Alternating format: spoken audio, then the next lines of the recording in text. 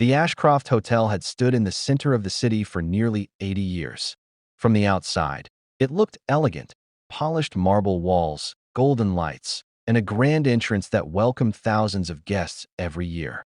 Business travelers praised its comfort, tourists admired its history, and online reviews described it as one of the finest places to stay.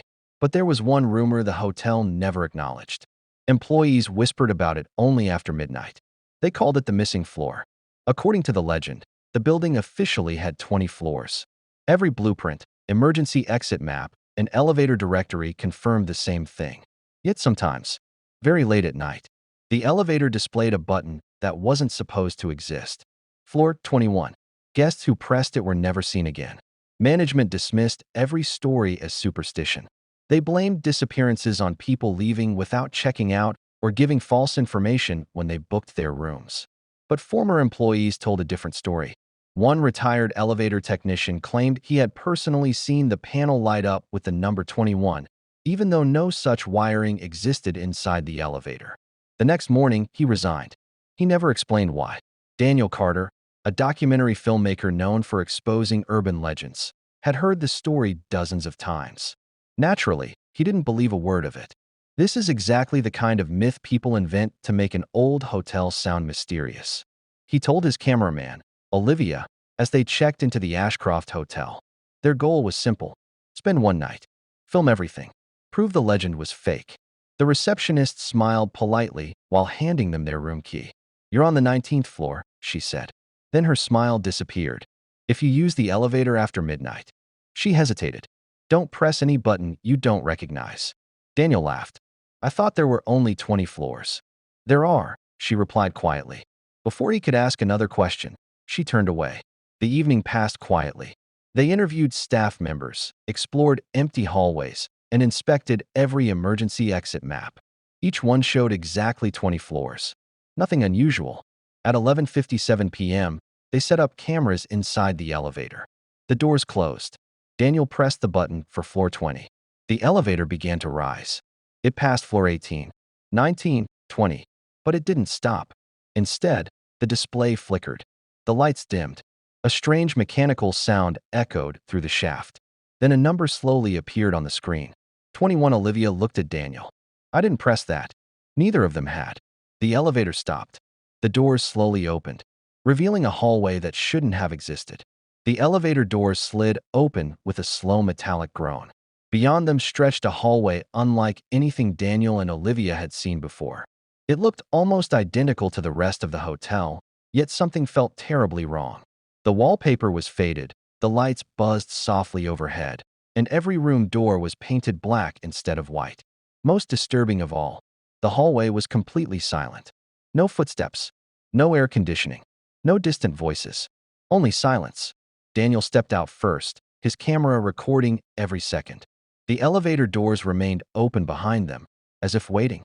Room numbers lined the corridor: 2101, 2102, 2103, but the hotel officially ended at room 2008. None of these rooms should exist. As they walked farther, Olivia noticed framed photographs hanging on the walls. Each showed smiling hotel guests. Families, couples, business travelers. Their clothes came from different decades. The oldest photo looked as though it had been taken in the 1950s. The newest appeared only a few years old. Daniel froze. Every person in every photograph was staring directly at the camera, except one. In the last picture, a man was staring straight at Daniel. His expression slowly changed. He smiled. Then he blinked. Olivia gasped. "Tell me you saw that." Daniel didn't answer.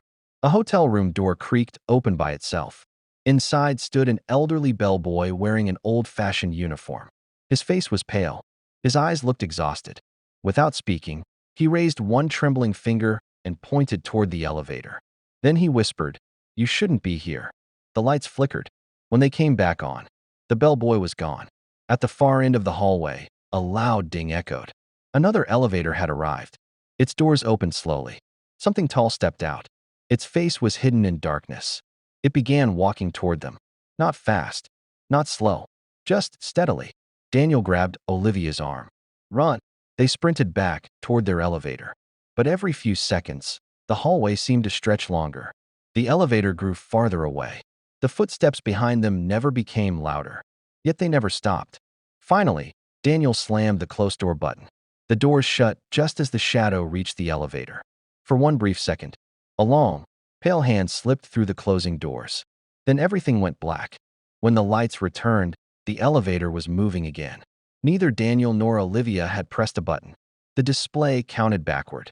21, 20, 19, 18. Finally, the doors opened into the familiar hotel lobby. Everything looked normal. Guests were checking in. Staff smiled politely. Nothing seemed unusual. Shaken, Daniel rushed to the reception desk. "We were just on the 21st floor." The receptionist stared at him in confusion. "There is no 21st floor. You warned us. I've never met you before." Daniel's blood ran cold. He showed her the footage from his camera. The files were gone. Every recording from that night had vanished. Except one. The final clip lasted only 6 seconds. It showed Daniel and Olivia standing inside the elevator. Behind them, the tall shadow stood silently, watching. The timestamp on the video was impossible. It was dated October 14th, 1983.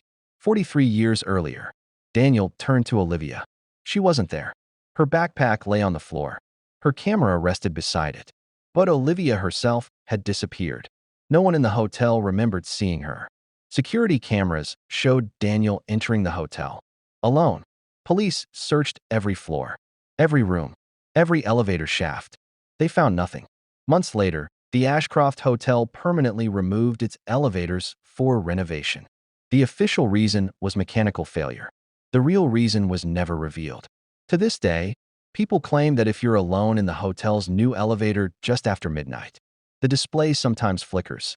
A button appears that shouldn't exist. 21. If you press it, the doors will open, but they may never open for you again.